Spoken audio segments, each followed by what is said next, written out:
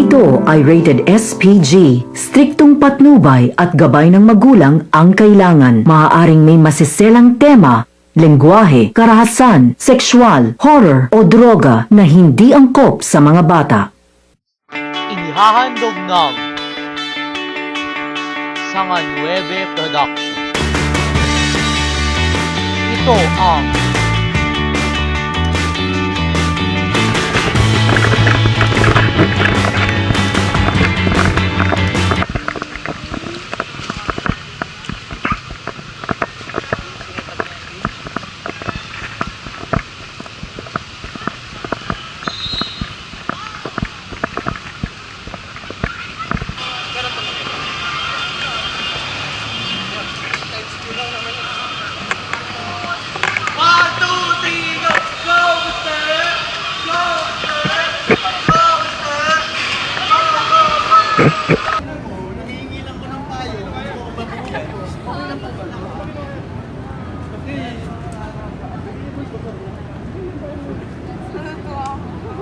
normally, mga social experiments. Babala, huwag bastang gagayahin ang aming mga ginawang eksperimento. Patnubay ng mga nakakatanda ay kailangan. Huwag kang lilingon.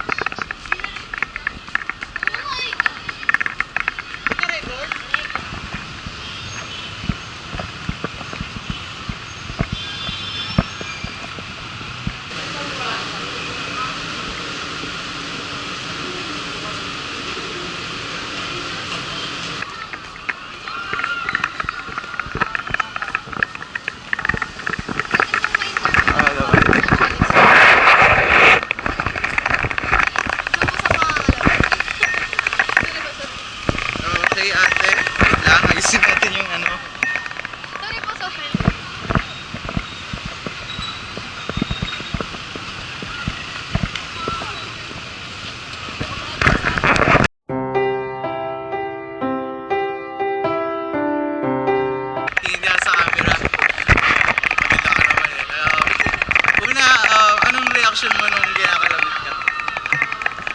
Medyo weird kasi kondo lang yun. Tsaka yung wala kang kilala dito sa paligid. Na ako 10 minutes. Dito, dali na. Dali. Kuya, anong naramdaman mo nung ginagano? Nagulat. Ang weird kasi hindi ko naman kilala yun. Ganun ba?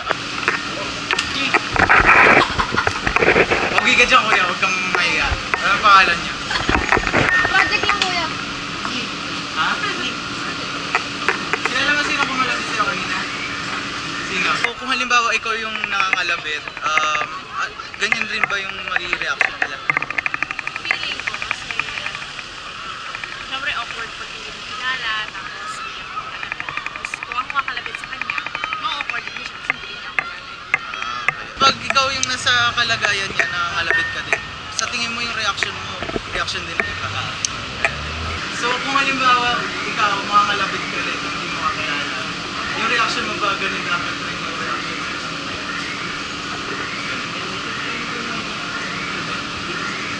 Sige ate, nalo ka ng sito! Ayan, si sige. Kaway ka, sinong gusto mo mga batiin? Mga ganun. Gusto ko batiin yung mga 2-4 na eggs. Ayun lang, sige. Thank you. Thank you Okay, po. thank you. Sorry po. Hello ma'am, Brevio. Thank you May po, gusto ko wala. bang batiin? Hi sa lahat ng ex-students. Okay. Thank you Thank you po. po. Participate ka sa experiment ng isip ko. Uy, kawai. Tapos bati kayo sa camera. Sino gusto yung batiin? Mga klase kayo, sino? Ayun. Sige, thank you. Magbabalik pa ang normally. Believe, achieve. Pag may sityo sa harap ng bukas. Nagbabalik ang normally.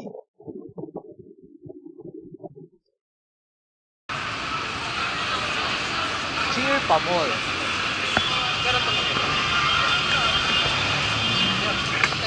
Tumabi ka dyan!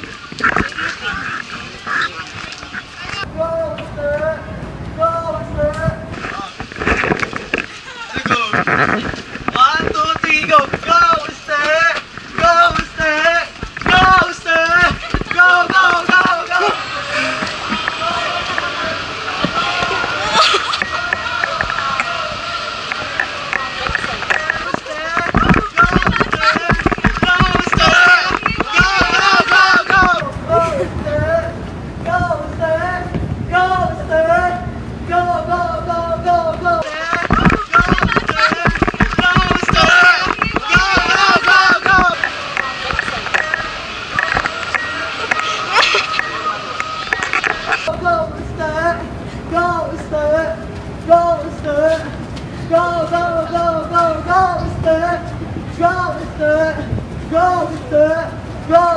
go, go!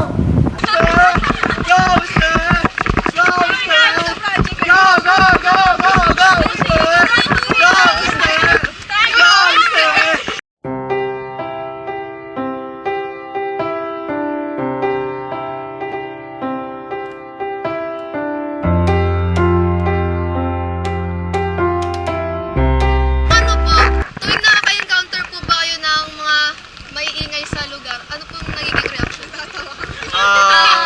It depends on the situation kasi umuulan, so naawa ko sa kanya. Hindi, tsaka depende din dun sa ingay na inaano ng tao. Tapos ano, sa camera, kung nakakainig ka ba yung maingay sa camera? Kung kasama niya po kayo, ginagawa yung actions na yun, mahihiya. Hindi po namin Hindi, kasi may kasama Hindi namin siya kilala. Kung gano'n ka kaya go with the flow lang. Lalakad lang kami. G lang, G. Depende. Kung siya yung kasama niyo ginagawa yung actions, ay, tanga pa.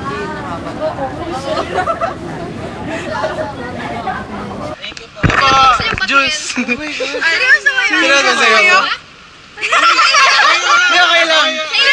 Hindi, minsan lang talaga yan. Minsan lang yan, minsan lang yan. Sige, ingat kayo! Huwag papahuli. Magbabalik pa ang normally, mga social experiments.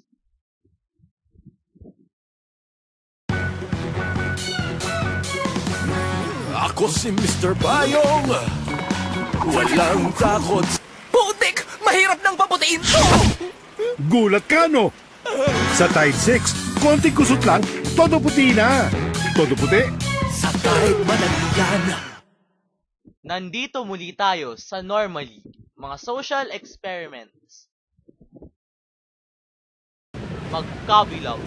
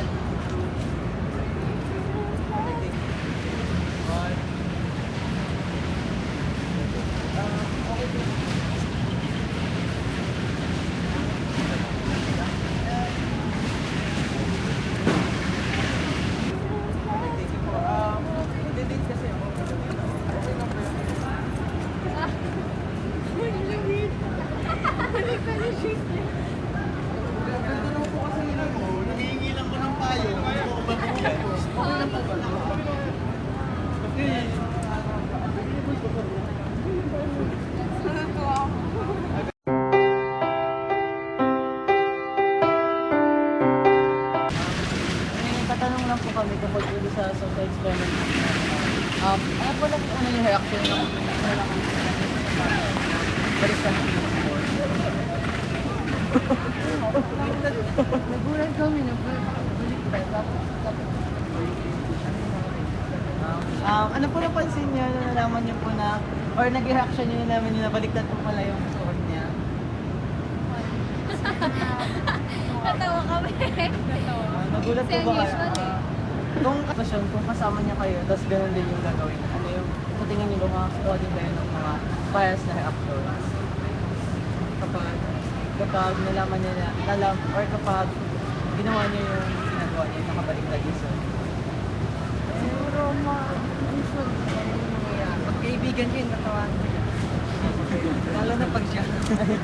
Kung kayo din po, kung nakasama niyo po kayo sa sitwasyon na yan, sa tingin niyo po ba makakakuha din, makakatuwa din po yung mga tao na Sige po, salamat po. Ay, hindi, okay lang. Sige, kunin niyo lang. Kung dalawa. Kung happy na lang po. Okay lang po. Tayo ng price. Sayang po. Di kunin nyo na kasi nakainom na kami. Sayang, wala nang kukuha. Alam naman bibigay namin sa ano yan. Patuloy kayong sumabaybay sa Normally, mga social experiments. Clover, they go together. Finger and clover, my love.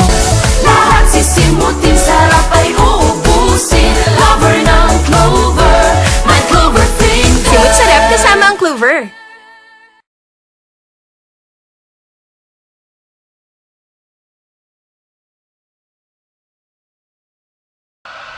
At nagbabalik tayo yun sa Normally. Okay. Ito yung part na isasabihin na namin yung reflection sa ginawa naming social experiment. At natapos na nga namin ang aming social experiment ngayon. Kaya, nakita ang aming reflection. Ikaw, Carlo, ano masasabi mo dun sa ginawa natin? Okay, yung sa akin, yung pag-reverse ng damit o cross-dress.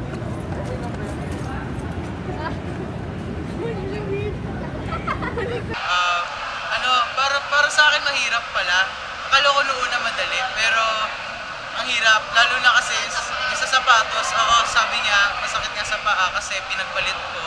Tapos hindi ako komportable maglakad kasi syempre yung zipper nasa likod. Tapos mahirap din gawin yung social experiment kasi ang hirap magtawag ng tao. Parang syempre mahihiya ka, tapos bigla mong tatawagin, for example.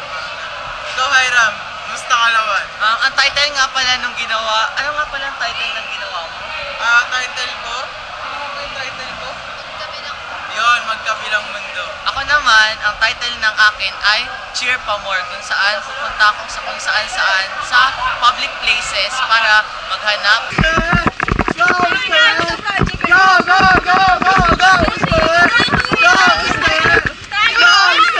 Medyo nakakahiya siya kahit nandito ako sa UST kasi parang out of nowhere, bigla-bigla kang pupunta sa mga tao, tapos bigla-bigla kang mag-cheer sa kanila, kakalabitin mo pa. So parang nakatakot minsan isipin. Pero natutunan ko dito na ang mga kabataan ay go lamang sa mga eksperimentong ganito at hindi naman sila gaanong nasasaktan.